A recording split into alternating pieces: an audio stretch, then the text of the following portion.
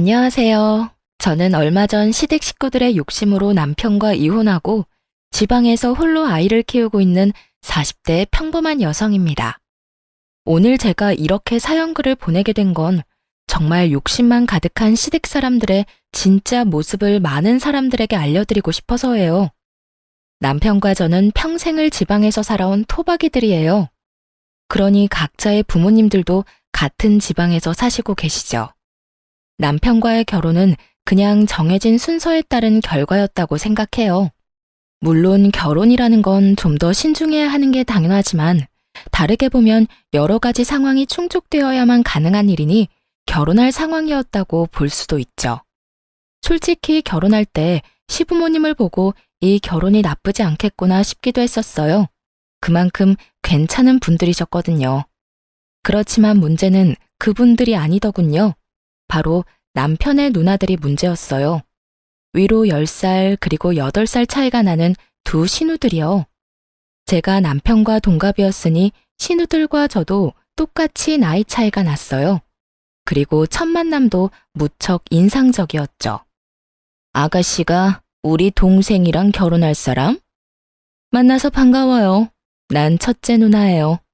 이렇게 예쁜 아가씨랑 결혼을 하다니 복 받았네 우리 동생. 근데 평소에 요리는 안 하나 봐요? 손톱이 엄청 긴 걸 보니까. 언니, 설마 그렇겠어? 동생이 엄마 덕분에 얼마나 입이 고급인데 설마 요리도 못하는 여자 데려왔으려고?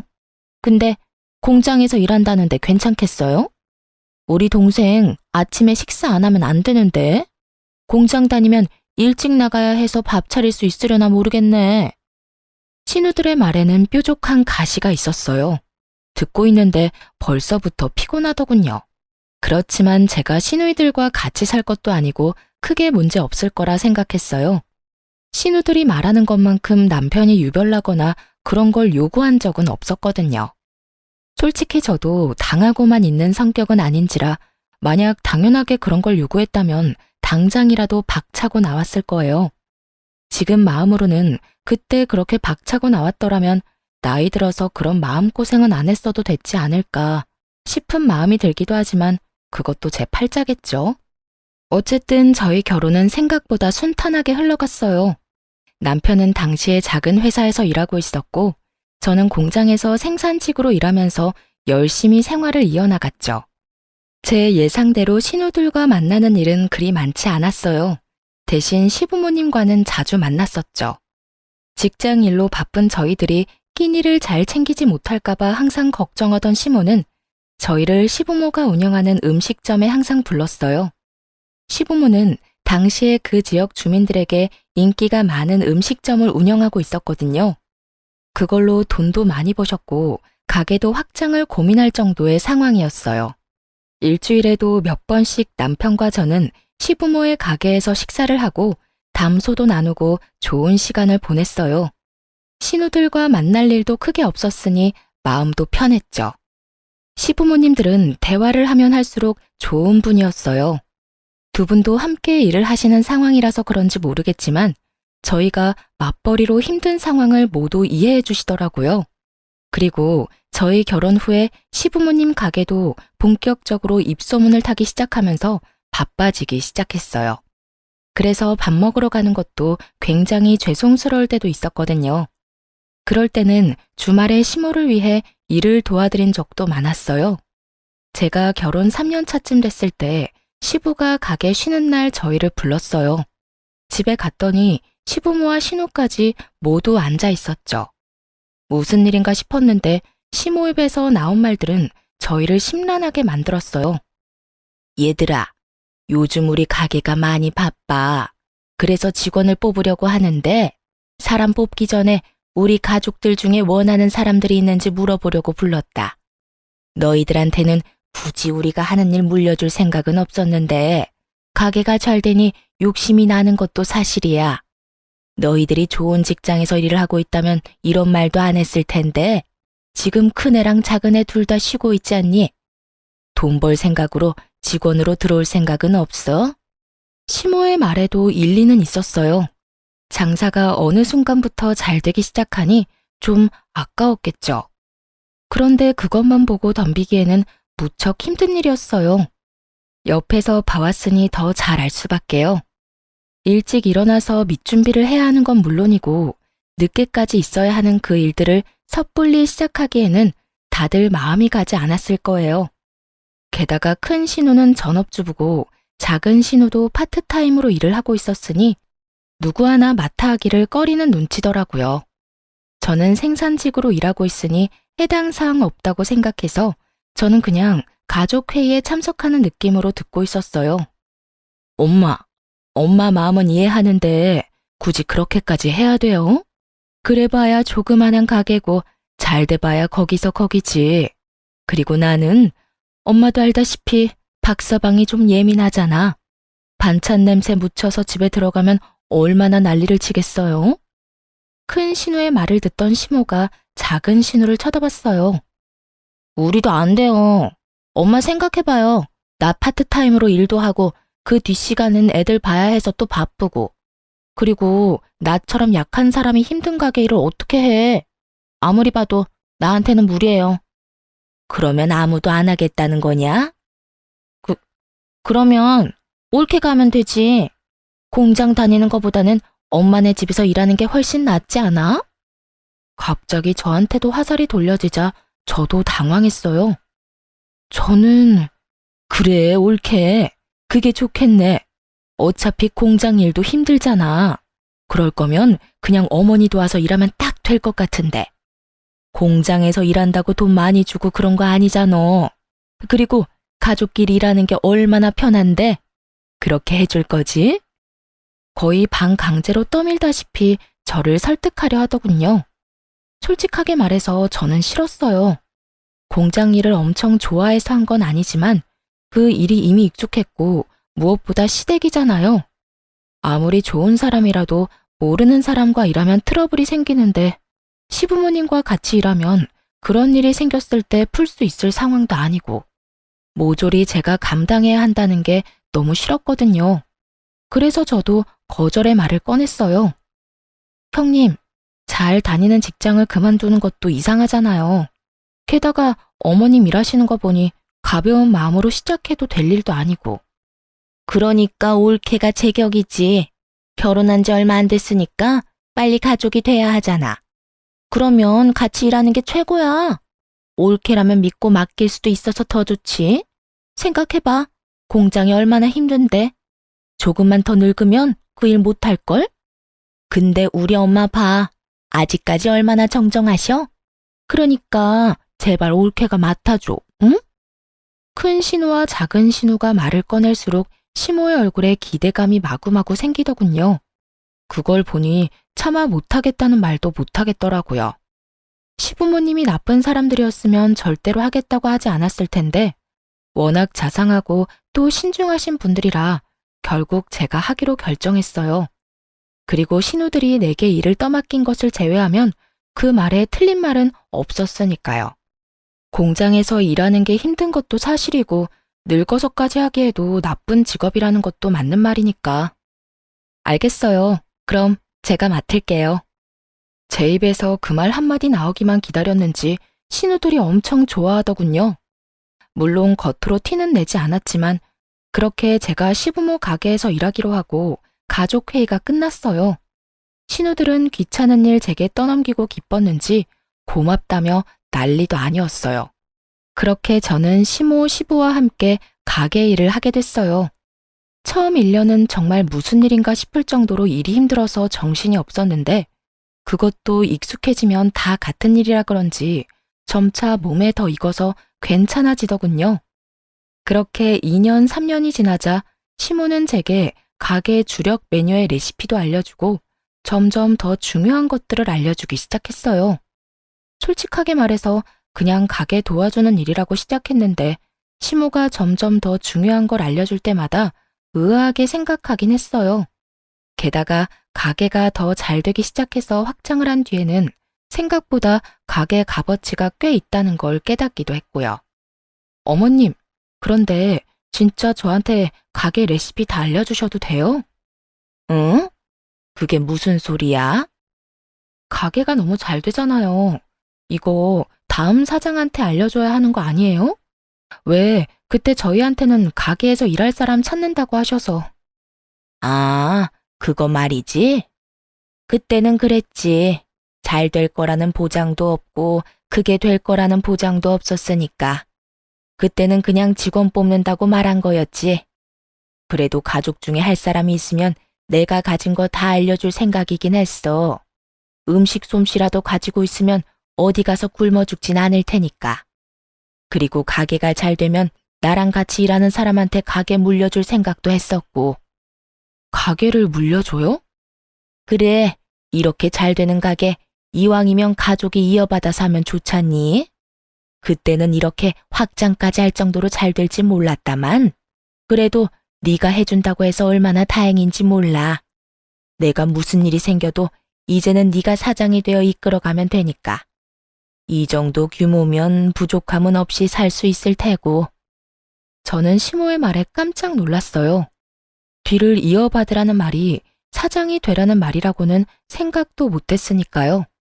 레시피 알려주면서 열심히 가르쳐 주실 때부터 이상하다고 생각했지만 진짜로 저에게 뒤를 잇게 할 거라고는 생각 못했거든요.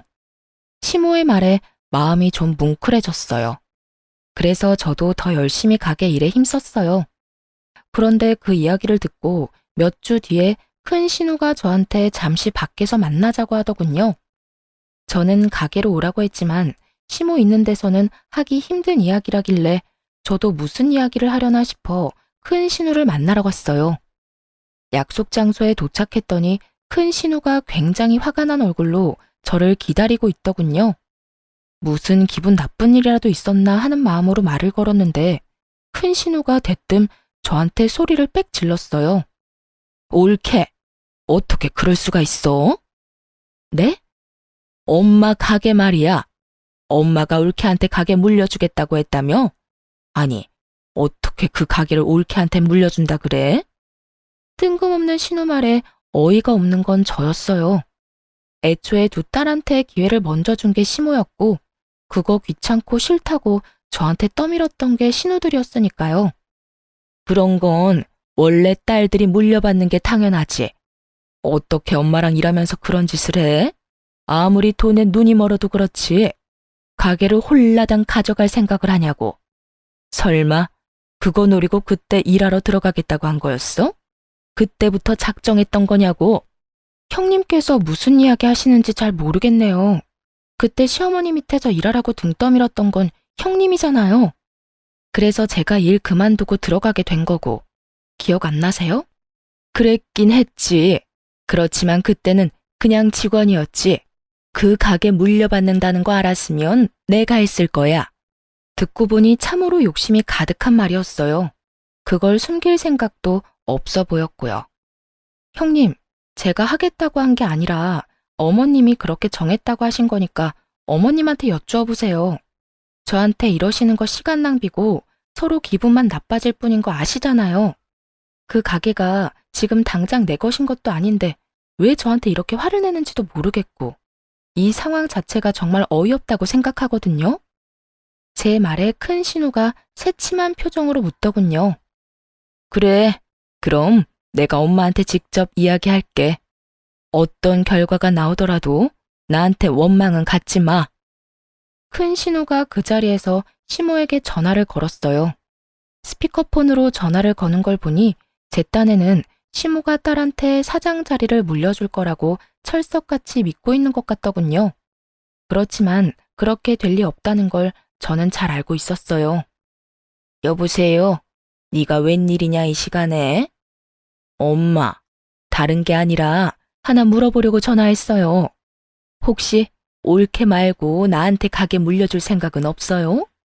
올케가 엄마 밑에서 열심히 일한 건 아는데 그래도 사업은 피부치랑 해야지 며느리가 무슨 말이야. 그러다 걔네 이혼하면 어차피 남인데. 그러니까 내가 대신 들어갈게요. 지금이라도 배우면 되잖아요.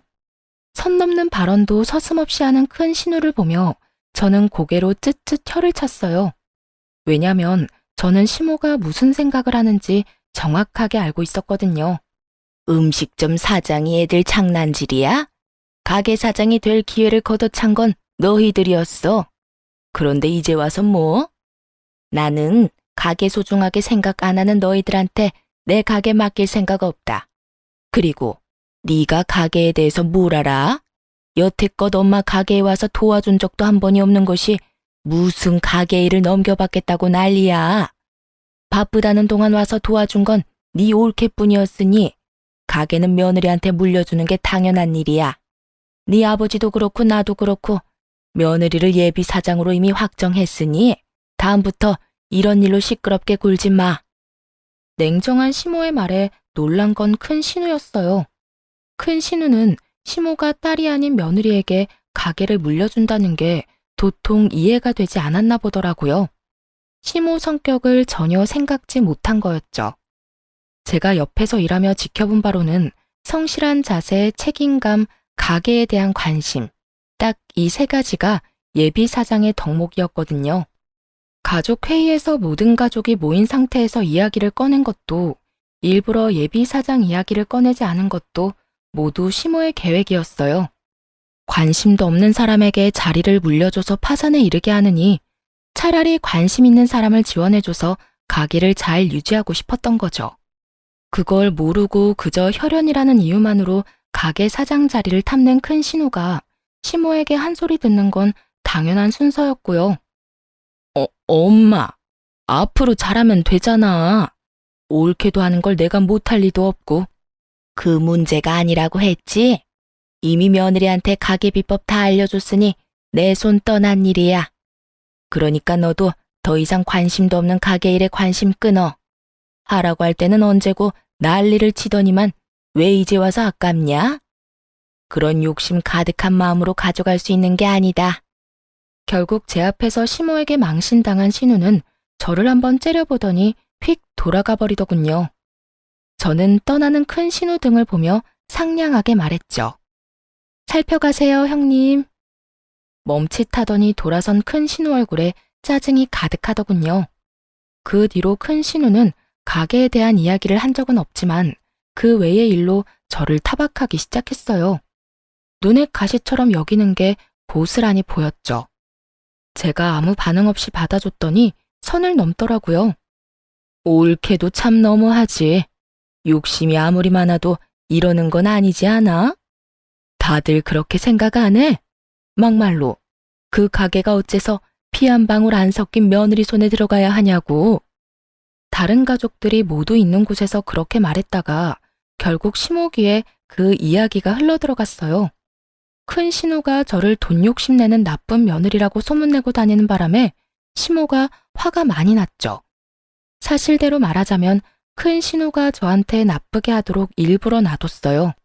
제가 아무 반응 없으면 저를 더 열받게 하려고 선을 넘을 테고 그걸 시모 귀에 들어가도록 적당히 상황만 만들면 시모의 분노가 더 클 테니까요. 저는 열심히 제 일만 하면 될 일이었죠. 저는 이런 이야기를 들으면 시모가 큰 신우로 혼낼 줄 알았거든요. 그런데 그게 아니었어요. 큰 신우가 제 험담을 한다는 이야기를 듣고는 오히려 제게 찾아와 아예 다른 일을 하셨어요. 아가, 미안하다. 내가 우리 집안 간수를 못해서 성실한 네가 험담을 듣도록 만들었어. 이게 다 내가 어정쩡하게 일을 처리한 탓이니 내가 다 책임지고 처리하마. 어머님, 그런 말씀 마세요. 그 어디에도 어머님 잘못은 없어요. 어머님이 저한테 얼마나 잘해주셨는데. 제가 괜찮다고 말했지만 시모는 강경하게 말하더군요. 내가 서류는 이미 다 정리해놨다. 가게 공동대표로 이름 올리는 일이야. 도장만 찍어라. 그러면 앞으로 네가 돈에 욕심이 있네 마네 하는 말들은 들리지도 않을 게다. 대표가 가게 운영하는데 쥐들이 뭔 상관이겠니? 가게 와서 창문 하나 닦아보지도 않았던 것들이 입으로만 가게 위하는 척하는 걸 듣고 있으려니 괘씸해서 도저히 안 되겠어.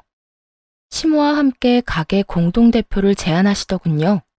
결국 거의 반강제로 저는 시모 가게의 공동대표가 됐죠. 어차피 그렇게 될 수순이긴 했지만 미리 넘겨주는 일도 쉬운 일은 아니었을 거예요. 피부치들이 살아있는데도 저한테 주겠다고 한 건 큰 마음을 먹은 거였겠죠. 제가 일을 형편없이 했거나 요령이나 피웠다면 아마 주시지 않았을 거예요. 그렇게 시모와 제가 공동대표가 되고 시모가 그것을 가족들에게 모두 이야기하면서 큰 신우는 저에 대해 그런 말을 더 이상 못하게 됐어요. 시모가 결정한 일에 입을 댔다가는 시모의 분노만 살 일이었으니 말이죠.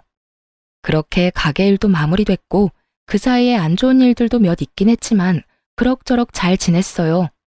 더 이상 신우들과 문제가 생길 거라고는 생각도 안 했죠. 가게 문제가 어찌됐든 명확히 끝나버렸으니까요. 그런데 갈등은 돈뿐만이 아닌 곳에서도 생겨나더라고요. 결혼한 지 10년쯤 되니 저도 40이 넘었고 시부모님 나이가 70의 끝을 바라보고 계셨어요. 언제까지나 정정할 거라고는 생각도 안 했지만 두 분 다 워낙 일하시는 걸 좋아하시고 또 건강도 잘 챙기셔서 아플 일은 없을 거라 생각했어요. 그런데 겨울 새벽부터 출근한 시부가 뇌졸중으로 병원 신세를 지게 됐어요. 밑준비를 위해 일찍 갔었는데 저와 시모가 없었다면 뇌졸중이 더 심해져 생명을 장담 못했을 수도 있다고 하더군요. 그래서 편마비가 생긴 시부로 인해 저희 부부와 시모는 매우 바쁜 생활을 보내야 했어요. 시부가 연세가 있어서 힘든 일은 못했지만 그래도 가게 돈 계산이나 서빙 같은 건 조금씩 도와주셨거든요. 그런데 그런 시부께서 아파서 병원에 입원해 있으니 누구라도 간병을 해야 했어요. 저와 남편 시모가 번갈아 가며 병원을 오가야 했죠. 그런데 힘든 일은 언제나 몰려오는 건지 친정엄마에게 온 연락은 저를 더 우울하게 만들었어요. 딸, 어쩜 좋아. 너희 아버지 계단에서 떨어졌어. 허벅지 뼈가 부러져서 수술해야 된다는데 빨리 좀 와줘, 응? 정말 청청병력 같은 소리였어요. 제가 외동딸이었기 때문에 어머니 말고는 도와줄 사람도 없었죠. 어쩔 수 없이 저는 시모에게 제 사정을 설명했어요. 그런데 시모도 남편도 그날따라 일이 있어서 안 된다고 하더군요. 저희 셋 다 간병을 하니 어쩔 수 없이 간병 안 하는 날은 밀린 일을 처리하곤 했거든요. 두 사람 다 미리 잡아놓은 약속이 있어 시모가 한 가지 좋은 생각을 떠올렸죠. 둘째야, 너 오늘 하루만 아버지 병간호 좀 하거라. 너 아버지 아프고 나서 한 번도 병간호 한 적 없지 않니? 앞으로 해달라고 안 할 테니 네가 오늘만 좀 봐줘. 시모 요구에 작은 신우도 별말 없이 따르는 듯 보였어요. 그렇게 저는 친정아버지 수술할 때 직접 병원에 갔고 놀란 친정어머니를 달래며 각종 보험을 알아봤어요. 그리고 저녁에 완전히 정신적으로 녹초가 되어 집에 돌아왔죠. 그런데 저녁 9시쯤에 작은 신우에게서 전화가 왔더군요. 저는 감사 인사라도 해야겠다 싶은 마음에 전화를 받았어요. 옳게, 어떻게 이럴 수가 있어? 어떻게 시어머니를 시켜서 자기를 나한테 떠넘겨? 그게 어디서 배워먹은 짓이야? 일이 있더라도 나한테 맡길 일이 아니지. 옳게도 며느리가 아니라 가족인데. 전화 받자마자 화내는 작은 신우의 목소리를 들으며 저는 한숨을 푹 쉴 수밖에 없었어요. 아, 형님. 저도 병간호 빼고 싶어서 뺀 게 아니에요. 친정아버지 대퇴골이 부러져서 수술을 해야 한다는데 그럼 어떻게 해요? 아시잖아요. 저는 외동이라 저희 집에 어머니가 의지할 만한 곳이 없어요. 그리고 형님, 아버님 안 보고 싶으셨어요? 간병이 아니라 아버님 얼굴 보는 자리라고 생각하시면 될 일을. 너 지금 나한테 가르치니? 어이가 없어서? 너만 바빠? 나도 바빠. 나도 우리 시부모님 수발들기 바빠서 몸이 나만하질 않아. 결혼하면 출가 외인이고 각자 집안 챙기는 거지. 왜 남한테 피해 줘가면서까지 일을 떠넘겨? 정말 듣고 있으니 화가 다 나더군요. 시모가 이야기 꺼냈을 때는 그렇게 하겠다며 아주 공손하게 말 듣는 척 해놓고 결국 일 끝나고 저한테 전화해서 화풀이라니. 한마디 더 하려다가 어차피 말도 안 통한다 싶어서 네네 하고 전화 끊었어요. 다음에는 간병인을 고용해서라도 작은 신우는 절대 부르지 않겠다 다짐까지 했죠. 그런데 그 전화 받은 다음 날 작은 신우가 시부 입원한 병원 근처에 있는 어느 상가 빌딩에서 나오는 걸 봤어요. 그런데 그 빌딩은 1층이 뽑기 가게에 위로는 헬스장, 사교 댄스 학원만 있었거든요. 계단을 타고 오르는 걸 보니 헬스장 아니면 사교 댄스장인데 헬스장은 그날 정기적으로 문을 닫는 날이더라고요. 그걸 알고 나니 참 어이없었죠. 시부모 수발 들어야 한다는 사람이 사교 댄스장이나 들락날락거리고 있었으니 게다가 자기 아버지가 아파서 병원 신세를 지고 있는데 그놈의 사교 댄스를 가고 싶었는지 참 열불이 나더군요. 제가 말해봐야 백날 소용없는 짓이고 작은 신우가 귀담아 들을 것 같지도 않아서 속으로만 혀를 차며 조용히 집으로 돌아왔어요. 그런데 말이죠. 며칠 뒤에 저는 뜻밖의 전화를 받았어요. 바로 작은 신우의 남편인 아주버님이 저한테 연락을 했더라고요. 원래 연락을 할 일이 없는 사이고 무슨 일이 있으면 남편과 작은 신우 통해서 말을 전하는 게 더 편한데 직접 제 전화로 전화를 하셨더라고요. 처음에는 모르는 번호라서 아예 안 받으려고 했었죠. 그런데 연달아 연락하는 모양새가 왠지 스팸 전화는 아닌 것 같아 전화를 받았어요. 처남댁, 내가 꼭 처남댁한테 하고 싶은 이야기가 있어서 전화했어. 아, 네, 아주버님. 말씀하세요. 무슨 일 때문에 연락하셨어요? 저는 아주버님이 제게 물어볼 게 있나 보다 싶었죠. 신우를 통하지 않고 연락이 왔으니까요. 그런데 아주버님이 아주 묘한 소리를 하더군요. 우리 와이프 오늘로 벌써 나흘째 장인어른 병간호 중이야. 부모님 아프니 가볼 수 있지. 하지만 그렇다고 해서 우리 부모님도 힘든데 와이프가 자기 친정에만 매달리는 것도 좀 아니지 않겠소? 그리고 장인 댁에는 자식이 셋이나 되잖나. 그러면 간병도 나눠서 해야 맞는 거고. 우리 쪽은 얼마 전에 형님 돌아가시고 나 혼자라 힘든데. 전 당황했어요. 작은 신우는 딱 한 번 저 대신 대타로 뛴 이후에 한 번도 저를 도와준 적이 없었거든요. 그날 하루를 제외하고는 여전히 시모와 남편 제가 번갈아가며 간병을 하고 있었는데 이런 이야기를 들으니 어이없죠. 처남댁이 얼마나 힘든지는 나도 아네. 그렇지만 그렇다고 내 아내를 그렇게 오랫동안 붙잡아 놓으면 어떡해? 와이프가 친정아버지 병간호 때문에 시어머니 병간호까지는 힘들다면서 지금 며칠 동안 그쪽으로만 출퇴근하잖아. 잠시만요, 아주버님. 뭔가 잘못 알고 계신 것 같은데요. 작은 형님께서 아버님 간병하신 건 하루뿐이에요. 그 뒤로는 와보지도 않으셨어요. 일주일에 딱 한 번 오시기는 하시는데 1시간도 안 돼서 가시고요. 뭐? 그게 사실이야? 네. 못 믿으시겠으면 어머님이랑 남편한테 전화해 보세요. 다들 당번 정해서 시아버지 간병 중이고 안 되는 날에는 따로 형님들께 부탁드리는데 여태 저만 딱 한 번 부탁했을 뿐이에요. 남편에게는 친정아버지 간병 간다고 숨기고 열심히 유희를 즐기고 있었던 작은 신우의 대담함에 놀라기도 했어요. 저는 이 기회를 놓치고 싶지 않았어요. 분명히 작은 신우를 혼쭐을 내줄 수 있는 절호의 기회였죠.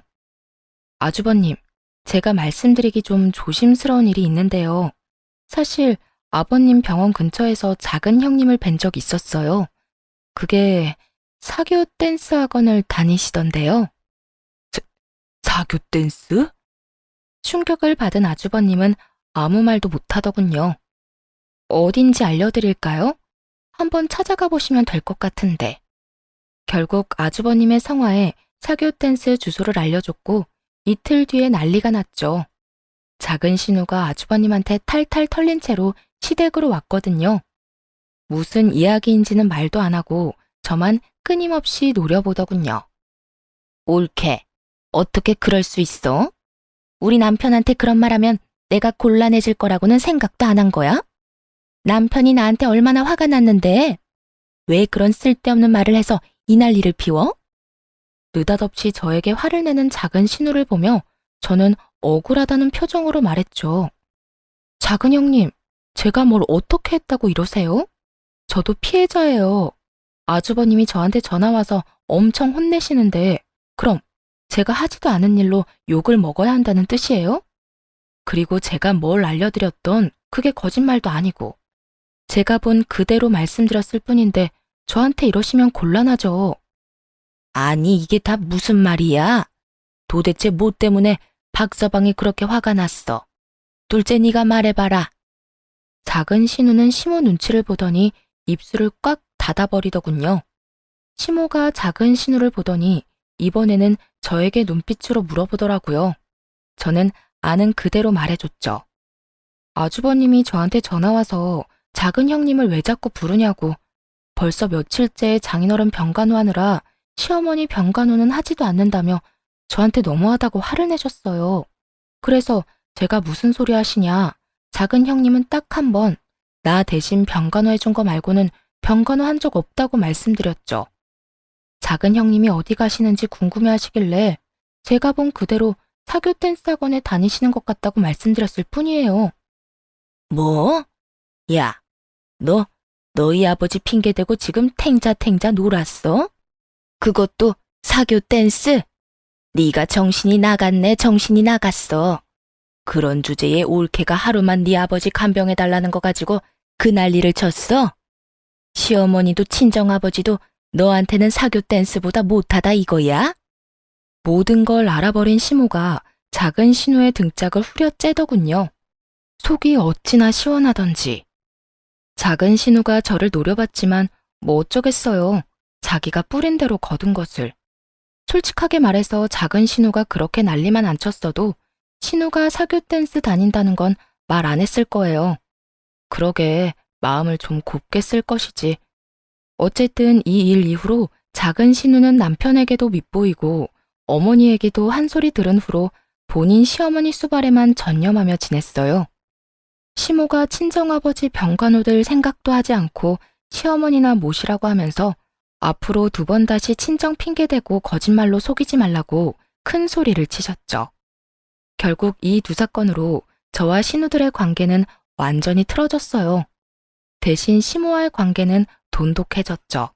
시부는 꽤 많이 회복이 되기는 했지만 정상적인 생활은 거의 불가능했어요. 편마비로 인해서 부축이 없으면 거동도 잘 안 될 정도셨거든요. 시모가 처음에는 입원을 시키려고 했는데 그마저도 신우들 반대에 잘 되지 않았어요. 엄마, 아버지를 왜 입원시켜? 집에서 충분히 돌볼 수 있는데. 나도 며느리 고생시키고 싶진 않다. 그리고 다들 일하는데 어떻게 너희 아버지를 집에서 돌봐? 말도 안 되는 소리야.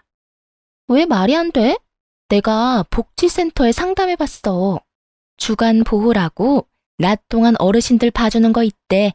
점심도 주고 어린이집처럼 차량으로 집까지 이동도 해주고. 그거 하면 될 것 같은데?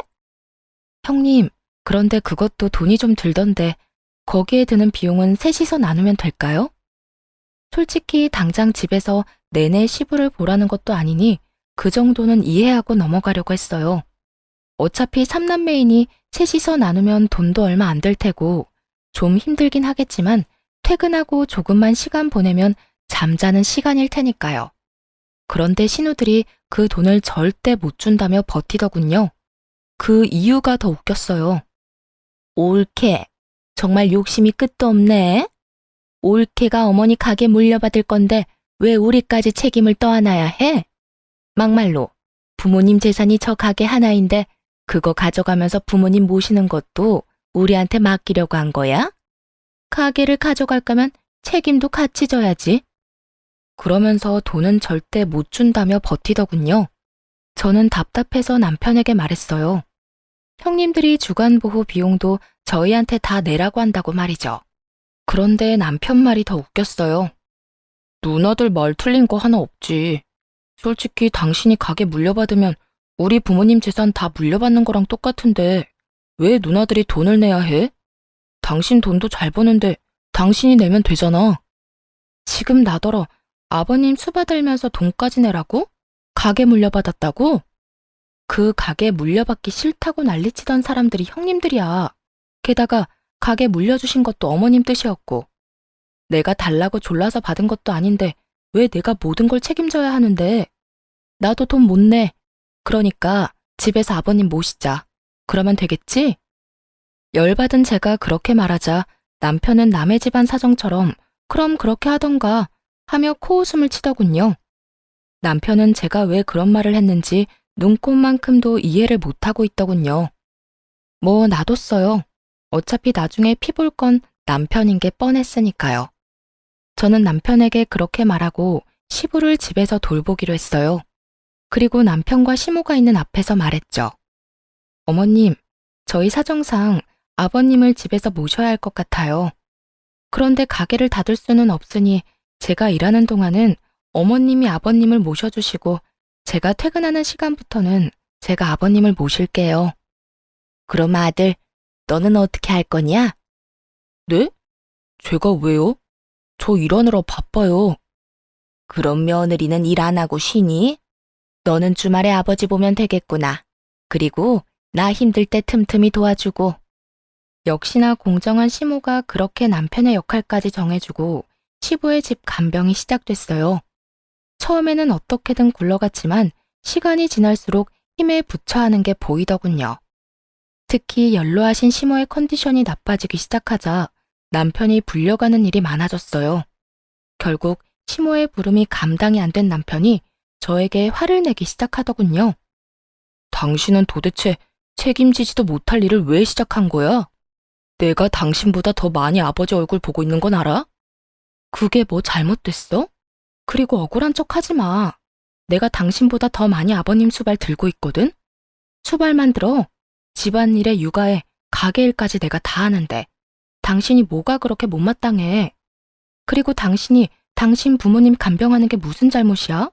그게 이상한 일이야? 당연한 일이지. 그리고 입원이며 주간보호 모두 거절한 게 당신들 남매야. 왜? 이제 와서 당신 할 일 많아지니까 힘들어? 그럴 거면 그때 왜 형님들 편들면서 나한테 그딴 소리 했어? 내 말 안 듣고 입맛대로 하고 싶어 했던 당신 탓이지.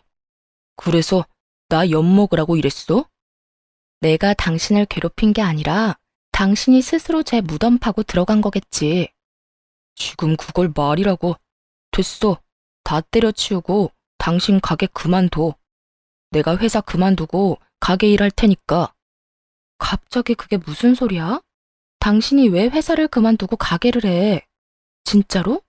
진짜 일 그만두고 가게 일하겠다고? 대체 왜? 내가 언제까지 당신 눈치 보면서 살아야 해? 이번 일도 봐. 당신이 하라는 대로 안 하니까 나 엿먹이려고 이런 수작질한 거 다 알아. 어머니 아버지가 당신 좋아한다고, 당신한테 의지한다고 나를 별것 아닌 놈 취급한 건 당신이야. 어이가 없었어요. 저는 그저 바쁘게 살았던 것뿐인데 대체 어디에서 무슨 소리를 듣고 일어나 싶었죠. 당신이 뭔데 우리 집안에 들어와서 당신 하고 싶은 대로 다 해? 앞으로 내 말 안 들을 거면 이 집에서 나가면 돼. 난 당신 들러리로 살 생각 없으니까. 찌질함의 끝을 보여주는 남편놈의 얼굴을 보며 저는 이게 해결될 문제가 아니라는 걸 깨달았어요. 남편의 마음이 닫혀진 게 눈에 보였거든요. 단순한 싸움으로 끝날 수도 있었던 일을 남편은 단순하게 해결할 생각이 없더군요. 집에서 나가라는 말에 제가 나지막이 되물었어요. 당신, 이혼하자는 거야? 그래, 말길 잘 알아듣네. 이혼해. 가게는 나한테 넘기고. 그 가게 당신 것도 내 것도 아니거든? 어머님한테 물어보고 와. 그리고 이혼하는 거 나도 찬성이야. 부모님 두 분 보고 살았지. 내가 찌질한 당신이랑 두 시누이 생각하면 진짜 이제라도 인연 끊는 거 다행이라고 생각하니까. 결국 저와 남편은 이혼을 하게 됐어요. 남편놈은 아주 기세가 등등하더군요. 제가 없어도 가게 일이며 집안일 다 해결할 수 있을 거라고 아주 호언장담을 했어요. 하지만 이혼 직후 시모의 행동 때문에 남편의 기대는 와르르 무너졌어요. 이혼을 하고 나자 시모가 저를 따로 만나자고 하더라고요. 그래서 나갔더니 그러더군요. 애미야, 네가 고생이 참 많았다. 내 밑에서 힘들게 일도 하고 모자란 아들놈 때문에 이리 이혼까지 하게 돼서. 그래도 내 손주들 엄마잖니? 그러니까 내 가게 네가 온전히 가져가거라. 그걸로 애들 키우고 열심히 살아. 네가 해온 것들을 보니 너라면 충분히 그 가게 잘 살릴 수 있을 거야. 시모의 행동에 저도 당황했어요. 신우들 말처럼 제가 피도 한 방울 섞이지 않았는데 음식점을 고스란히 물려주겠다니. 그러지 않으셔도 돼요. 이미 이혼했는데 그런 것까지 받으면. 그만. 내가 너 좋으라고 주는 줄 아냐? 손주들 생각해서 주는 거야. 애들 데려가면서 가게까지 이르면 어떻게 먹고 살 거야? 이혼을 했지만 손주들은 내 손주들이다. 그러니까 잔말 말고 받아. 우리는 그간 모아놓은 돈이 제법 되니 괜찮을 거다. 어떻게든 가게를 제 손에 들려주려는 시모 모습에 결국 고마운 마음으로 가게를 물려받았어요. 오로지 단독 대표가 된 거죠. 시모는 제게 가게를 넘기고 가게에 아예 나오지도 않으셨어요. 몇 번 전화 통화를 하니 시부 병간호를 하고 있다더군요. 남편 놈이 버는 돈으로는 간병인을 구할 수도 없고 신우들이 봐줄 사람들도 아니니 어쩔 수 없는 상황이었던 것 같아요. 그런데 그 이후로 시모와의 연락이 뚝 끊겼어요. 거의 1년 넘게 연락이 안 되다가 어느 날 갑자기 전 남편이 가게로 찾아왔더군요. 거들먹거리며 저한테 명령조로 말도 안 되는 말을 짓거리더라고요. 당신한테도 알려야 할 것 같아서 전화했어. 우리 어머니 치매 걸렸어. 아버지 병간호하다가 스트레스 많이 받으셨는 것 같아. 그래서 하는 말인데 당신 우리 어머니 좋아했잖아. 얘 가족의 정을 봐서라도 우리 부모님 좀 돌봐주면 안 되겠어? 가게 걱정은 하지 말고 그 가게 나한테 넘기면 다 해결될 일이니까. 당신은 부모님만 잘 돌봐주면 돼. 그러면 내가 월급으로 돈도 줄 테니까. 정신 나간 소리를 찍찍 해대는 전 남편의 목소리에 저는 코웃음이 다 났어요. 뭘 모르니 저렇게 용감하게 짖을 수 있는 거겠죠? 당신이 병간호하면 되지 왜 나한테 명령질이야? 부탁을 해줘도 들어줄까 말까 한 판에 뭐? 가게 넘기고 부모님이나 돌봐주라고? 한 달에 월급을 1,000만 원을 준다고 해도 안 한다 이놈아. 이 가게에 어머님이 직접 내 손에 들려주신 거 당신은 모르지? 어머님이 손주들 힘들게 키우지 말라고 나한테 주신 건데 네가 애비면 자식 생각을 해서라도 뺏으면 안 되지. 전 남편놈은 아직까지 어머니와 제가 공동대표라고 알고 있더군요. 제 말을 듣고서야 시모가 대표 자리에 없다는 걸 알고 완전 난리를 쳤어요. 왜 이 가게가 당신 거야? 어머니가 진짜 당신한테 주신 거라고? 이건 뭔가 잘못됐어. 그건 우리 어머니 거라고. 가게 가져갈 생각이라면 꿈 깨. 이미 옛날에 명의도 나한테 이전됐고 대표도 나 혼자야. 당신이 가져갈 수 있는 건 하나도 없다고. 제 말에 충격을 받은 전 남편은 부러움에 배가 너무도 아팠는지 생떼를 쓰며 입에 담지도 못할 말들을 저에게 쏟아붓더군요. 그 욕을 들으며 저놈이 제 자식들 아빠라는 게 새삼 부끄러울 지경이었어요. 지금 상황이 어떻게 된 건지 당신이 몰라서 그래. 나 지금 부모님 두 분 다 내가 모시게 생겼거든? 그것도 돈도 한 푼 못 받고. 가게라도 있어야 이걸로 누나들을 어떻게든 부모님 수발 들도록 만들 수 있을 거 아니야. 참 대단한 아들이네. 나랑 이혼하고 신우들한테 시부 떠넘겼다며? 내가 모를 줄 알아? 결국 혼자 두 분 모시게 생겼네. 아주 효자야, 효자. 웃는 저를 바라보던 전 남편 표정이 아주 똥 밟은 것처럼 일그러지더군요. 아니, 근데 왜 이 가게에 그렇게 집착을 해? 시댁집 팔면 되잖아. 그걸로 돈 나오면 간병인을 구하던 요양원에 보내던 하면 되지. 그 집? 그거 이미 우리 누나가 담보대출 받아가서 깡통된 지 오래야. 그거 대출 받을 때도 내가 이 가게 하나 생각하면서 버텼는데 그게 언제 당신 앞으로 명의 이전이 되어 있었던 거냐고. 이게 전부 다 당신 때문이야. 저는 행패를 부리기 시작하는 전 남편을 경찰에 신고했어요. 그렇게 가게에서 쫓아내버렸죠. 재산이 필요할 때는 시부모와 며느리 사이 이간질하고 알랑방귀 끼어가며 남한테 대리호도 시키려던 자식들이 부모 아프니까 어떻게든 서로에게 떠넘기려는 모습을 보니 이 사람들과 가족의 연을 끄는 게 다행이라는 생각이 들었어요. 이혼을 안 했더라면 저만 더 힘들어졌을 테죠. 그 모습을 보니 시부모가 저한테 가게를 물려주려 한 것도 어느 정도 이해는 가더라고요.